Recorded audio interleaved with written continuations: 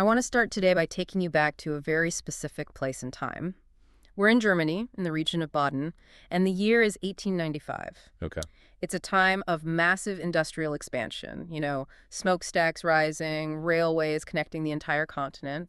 And amidst all this noise, a group of statisticians is quietly poring over census data. A classic setting for a mystery. Mm, And what they found in those stacks of paper essentially launched the field of sociology as we know it today. exactly. They were looking at occupational statistics, who does what job, how much tax they pay, what their education level is.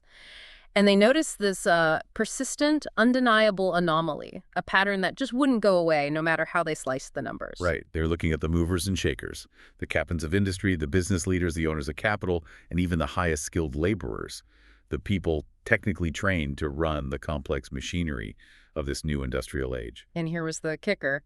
These groups were overwhelmingly Protestant. Overwhelmingly, not just a little bit. Meanwhile, the Catholics, who made up a huge chunk of the population in Baden, were almost nowhere to be found in the upper echelons of modern industry. They were staying in traditional crafts. Yes, they were master bakers, or they stayed on the farm in agriculture. They just weren't climbing that corporate ladder. And we have to be really clear here. This wasn't just a case of, Protestants happened to be rich already. The researchers controlled for that. They controlled for initial wealth. That's a key point. It is. Even when they looked at wealthy Catholic families, they found that those parents sent their kids to humanistic high schools to learn Latin, Greek, to prepare for the clergy, or maybe a quiet scholarly life. And the Protestant parents? They sent their kids to the Realschule or the Gewerbeschule, the technical schools, the industrial training centers. They were prepping them for the market from the get-go. This brings us to the core misconception that really starts our whole journey today. Because if you walked out onto the street right now and asked a random person, who is more likely to be obsessed with making money? A deeply religious fundamentalist or a secular modern person? Oh, they'd say the secular person, 100% of the time. Absolutely. We have this cultural assumption that intense piety means rejecting the world. We picture monks in a monastery, ascetics fasting in the desert, people who think money is the root of all evil. Exactly. We think spiritual equals detached. But the Baden statistics and data from England, Holland, early America, they all showed the exact opposite. The most intensely pious groups, the people most terrified about the state of their eternal souls, were the ones driving the greatest economic engine in human history. And that paradox, that specific strange contradiction, is the subject of our deep dive today. We are unpacking Max Weber's absolute masterpiece, The Protestant Ethic and the Spirit of Capitalism. This is one of those books that everyone cites. But very few people actually read cover to cover. Which is a tragedy, because it's not just a history book. It's a psychological thriller. Weber isn't trying to teach us theology. He's trying to solve a crime. He wants to know, how did the modern world, with its obsession with work, efficiency, and profit, actually begin? And the answer he gives isn't steam engines or new trade routes. No. Weber argues that the hardware of capitalism, the money, the trade, the tech, that was all there in other civilizations. China had it, India had it, ancient Rome had it. So what was missing? They didn't have the software, they didn't have the spirit. The spirit of capitalism. So our mission today is to understand how a specific type of religious anxiety in the 16th and 17th centuries accidentally, and I want to stress, accidentally created the modern rat race we're all living in. The Puritans wanted to work for God. They ended up working for the economy. And, here we are. So let's get into section 1 of our outline, because we really need to define our terms here. Capitalism is such a loaded word. People hear it and they immediately think greed. They think of Gordon Gekko, greed is good. And Weber shuts that down immediately. This is the first hurdle you have to clear. If you want to understand Weber, you have to accept that capitalism is not the same as the pursuit of gain. It is not just greed. But wait, isn't the whole point to make money? To get profit? To make a profit, yes. But greed, that raw, unchecked hunger for gold, that's universal. Weber literally lists them out. Waiters, physicians, coachmen, artists, prostitutes, dishonest officials, soldiers, crusaders, gamblers, beggars. In all times, in all countries. Exactly. People have always been greedy. The orpheme sacra, the accursed hunger for gold. That's it. Virgil wrote about it. A pirate captain in the Caribbean in 1700 was incredibly greedy. A corrupt tax collector in ancient China was greedy. But neither of them had the spirit of capitalism. So why not? If the pirate wants gold and the CEO wants profit, what is the actual difference? Discipline, restraint, rationality. The pirate is an adventurer. He takes these huge risks, he gambles, he acts on impulse, and if he scores a big treasure chest, he probably spends it all on rum and luxury in a week. That is not the capitalist spirit. Weber's technical definition is the rational capitalistic organization of formally free labor. That's the technical term, yeah. But think of it this way. The spirit of capitalism is about method. It's about looking at a balance sheet. It's about calculating cost and revenue down to the last penny. It's continuous. It's continuous, renewable profit, not a one-time heist. It's the difference between a gambler and the casino owner. To illustrate this, Weber brings in Benjamin Franklin. Now, Franklin is such an interesting choice because he's not a theologian. He's a printer, an inventor, a founding father. But Weber says he is the perfect archetype of this spirit. He is, and he quotes Franklin's advice to young tradesmen. And if you listen closely, it sounds incredibly modern. Remember, that time is money. He that can earn 10 shillings a day by his labor and goes abroad or sits idle one half of that day has thrown away 5 shillings. Remember that credit is money. Money begets money. It sounds like, a motivational poster. Modern hustle culture. But Weber asks us to look deeper. Franklin isn't just giving practical advice. He's preaching a sermon. A sermon without a church. Precisely. Franklin isn't saying, hey, if you work hard, you can buy a nice carriage and retire early to a villa in France. He's saying that making money is an ethical duty. It is a virtue in and of itself. That's the twist. For Franklin, the increase of your capital is the ultimate end. It's the goal. And that is fundamentally irrational. From a purely, biological or hedonistic perspective, it makes no sense at all. Why would you work yourself into the ground just to see a number in a ledger go up if you weren't going to enjoy it? It's the man dominated by the making of money instead of money being dominated by the man. Right. And Weber says this mindset, this idea that your whole purpose in life is to be efficient and profitable, would have been seen as just madness in previous eras. He calls that previous era traditionalism. Yes. And to explain the clash between this new spirit of capitalism and traditionalism, he uses this fantastic example from agriculture. Yeah. I love this because it's so counterintuitive to how our modern brains work. The piece rate workers. Right. So imagine you're a landowner in Germany. The harvest is coming in, you need the wheat cut, and you need it cut fast. So you think logically, I'll raise the piece rate. Instead of paying 1 mark per acre, I'll pay 1.5 marks. The workers will realize they can make way more money, so they'll work harder and faster. In 2024, that works. You offer overtime pay, people stay late to get it. But in the traditional world, the exact opposite happens. The workers work less. They actually slow down. They slow down because the traditional worker does the math completely differently. He asks himself, how much do I need to earn to cover my usual needs, my beer, my bread, my rent? Okay. Let's say that's 5 marks a day.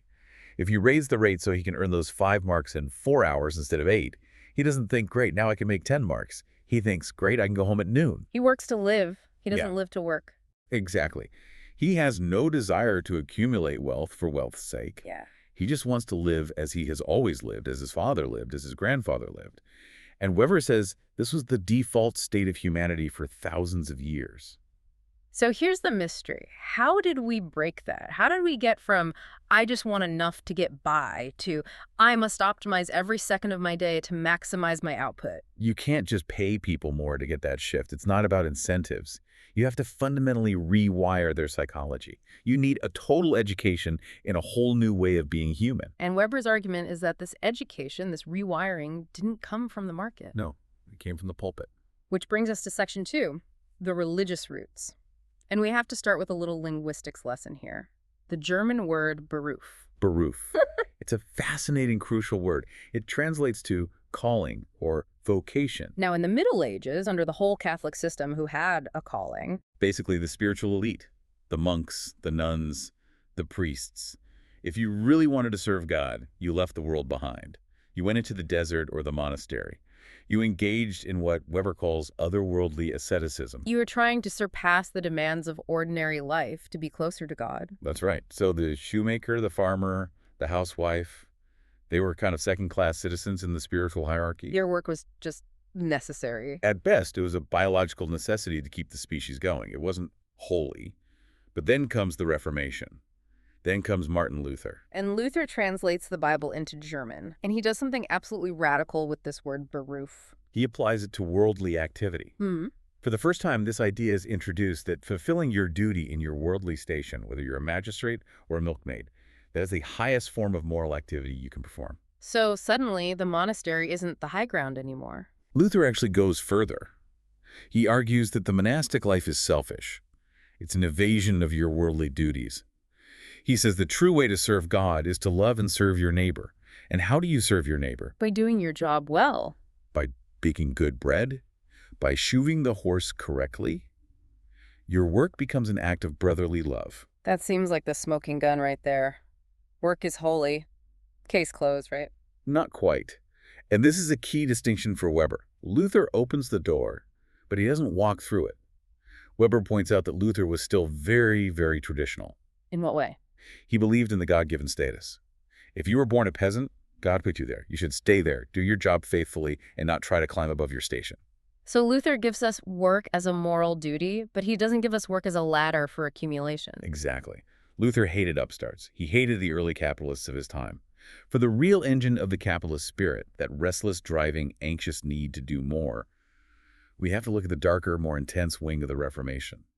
We have to look at Calvinism. Section 3, the engine of anxiety. And this is where the story gets really psychological and honestly kind of terrifying. It really is. We're now dealing with the doctrine of predestination. The decretum horrible, the horrible decree. This is the central pillar of Calvinist theology as it's codified in the Westminster Confession of 1647. And the idea is simple, but just devastating. Before the universe was even created, God decided exactly who would go to heaven. The elect. And who would go to hell. The reprobate. And it's fixed. There's nothing you can do. It is absolute. It is unchangeable. So if I'm a Calvinist in Geneva or a Puritan in Massachusetts in the 1600s, I can't earn my way into heaven. My good works don't count. Absolutely not. In fact, to think you can influence God with your little good deeds is blasphemy. It implies that God is somehow subject to your actions. But God is sovereign. God is sovereign. He chooses whom he chooses. End of story. I want you, the listener, to really try and inhabit this mindset for a second. You believe in a literal hell, the place of eternal torment. You believe in an eternal heaven, and you believe your ticket was printed or not printed before time even began, and you can do absolutely nothing to change it. Weber says this created a feeling of unprecedented inner loneliness. In the Catholic world, you were never truly alone. You had the church, you had the saints. If you sinned, you could go to a priest, you confess, you do penance, you get absolution. It was a cycle. Sin, forgive, reset. But for the Calvinist, The priest is gone. All of that magic is gone. Weber calls it die Entzauberung der Welt, the disenchantment of the world. No sacraments can save you. No holy water can wash you clean. You stand completely and utterly alone before a transcendent God who made a decision about you eons ago. so naturally, the one question that just screams in your head every single waking moment is, am I one of the elect? How can I possibly be sure?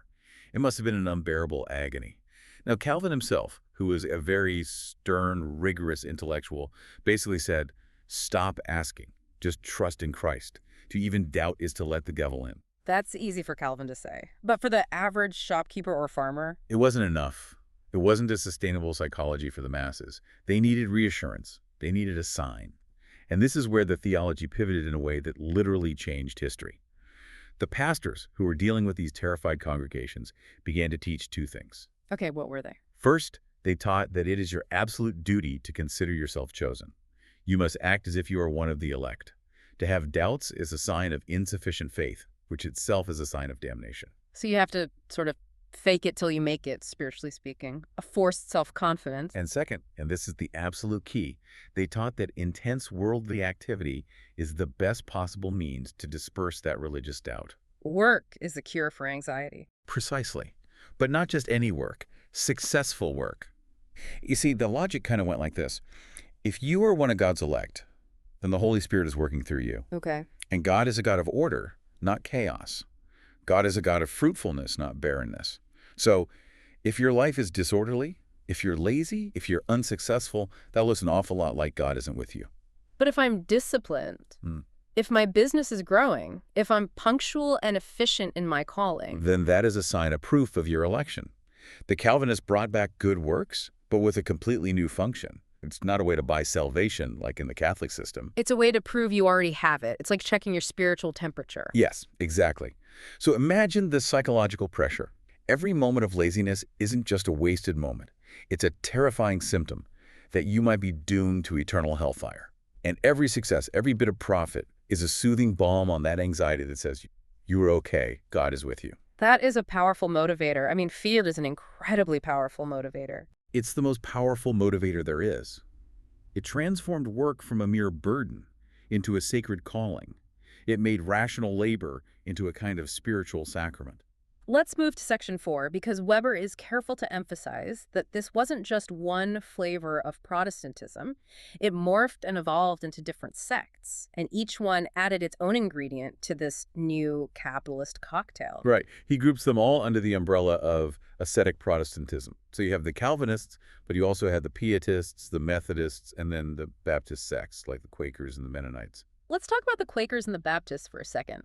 Weber mentions this concept of the believer's church. Now, this is so crucial for business history. In the old Catholic or even Lutheran tradition, you were just born into the church. It was a national institution like the post office. Right.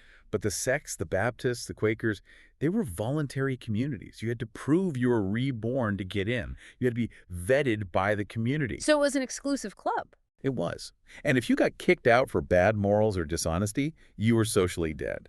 So being a member of a Baptist sect was essentially a certificate of good character. It was a credit score before we had credit scores. That is perfectly put. If a man came to your town and you knew he was a Quaker, you knew he was under strict moral supervision by his peers, you could lend him money. You could trust his word in a deal. And Weber talks about a specific innovation of the Quakers when it came to business practices. The fixed price. You have to remember, before this, buying something was a battle. It was a performance. You haggled. The merchant tried to cheat you. You tried to lowball him. It was a whole social dance. Exactly. The Quakers said, no, truth is absolute. If this flower is worth 5 shillings, I will charge 5 shillings, not 6, hoping to get 5, just 5. And ironically, this absolute refusal to haggle made them incredibly rich. People loved it. You could send your child to the store with a coin, and you knew the Quaker merchant wouldn't rip the kid off. They became the most trusted business people in the world.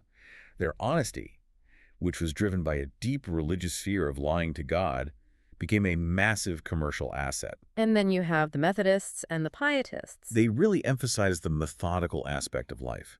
The Pietists brought this religious discipline into the bureaucracy, creating the faithful official, the perfect clerk.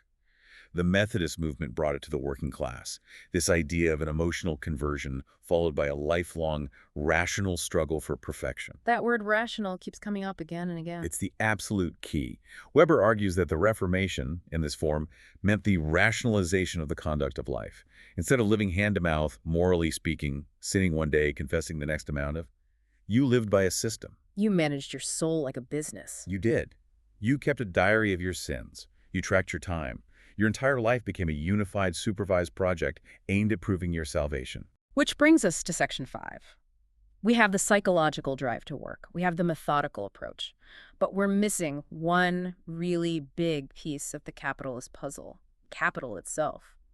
Where did the big piles of money for investment come from? They came from the great paradox of asceticism. And this is where Weber dives into the writings of Puritan leaders like Richard Baxter. Baxter is intense. He's the one who talks about the sin of wasting time. Oh, he's terrifyingly intense. He says, and I'm paraphrasing here, loss of time through sociability, idle talk, luxury, even more sleep than is necessary for health, is worthy of absolute moral condemnation. Every hour lost is labor lost for the glory of God. That's the logic. But at the same time, Baxter has incredibly strict rules about spending the money you earn. You can enjoy it. You cannot enjoy wealth. You cannot buy flashy clothes. You cannot go to the theater. You cannot hold lavish banquets. That is idolatry of the flesh, a distraction from your true purpose. So here's the equation. I want you to picture a pipe. Water is flowing into that pipe at incredibly high pressure. That's the relentless work ethic. But the drain at the other end, the spending on luxury, on enjoyment, is almost completely plugged. So where does the water go? It has no choice. Yeah. It has to fill the tank. It accumulates. That is the compulsory formation of capital. When you produce a lot and consume very little, the inevitable result is savings. But a good Puritan doesn't just put that money under a mattress. That's dead money.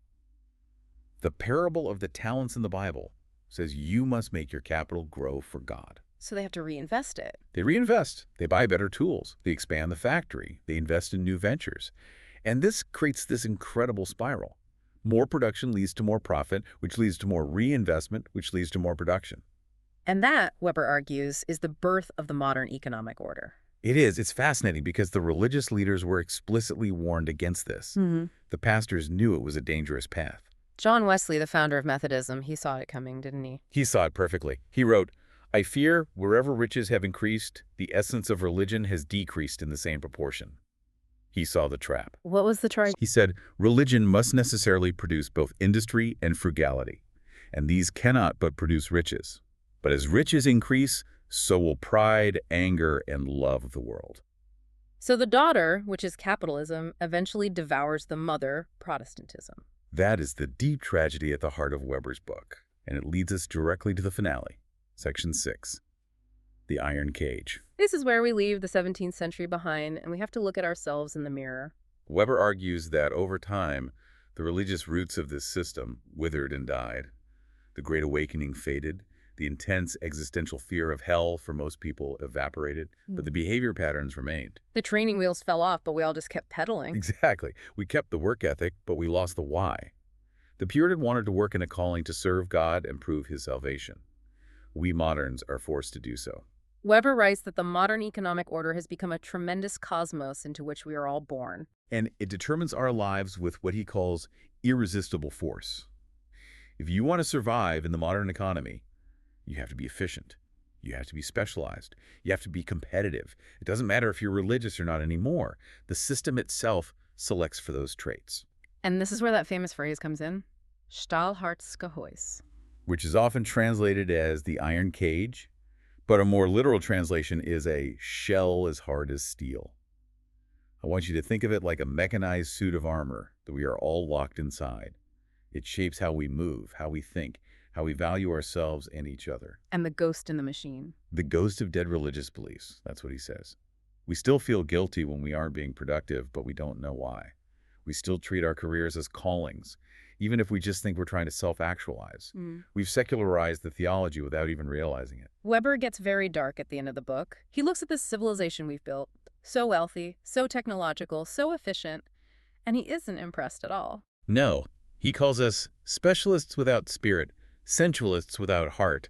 This nullity imagines that it has attained a level of civilization never before achieved. Specialists without spirit. That hits hard. We're experts at the how, but we've completely lost the why. We are climbing the ladder faster and more efficiently than ever before, but we've forgotten what wall it's even leaning against. So let's bring this deep dive to a close by just summarizing that arc. It's a profound story of unintended consequences. It starts with a theological crisis. Am I saved? This creates a deep psychological need for proof. That proof is then found in methodical, restless work and self-denial. That behavior generates massive amounts of wealth. That wealth then builds an economic system, capitalism, that eventually becomes so powerful that it discards the very religion that birthed it. Leaving us in the iron cage. Leaving us with the compulsion to work, but stripped of the promise of salvation or any higher meaning. It really makes you rethink your daily grind, doesn't it? When you're stressing about hitting a deadline or optimizing your morning routine. You're just reenacting a 17th century religious ritual, but without the God part. That is a provocative thought to leave our listeners with. Are we just running on the momentum of a ghost? And if we are, can we ever find a way to break out of the cage? Or at least can we find a new spirit to fill it with? Something to think about the next time you feel guilty for taking a nap. Thank you so much for walking us through this. It's always a pleasure to explore the roots of our modern madness. And thank you for listening. This has been The Deep Dive. We'll see you next time.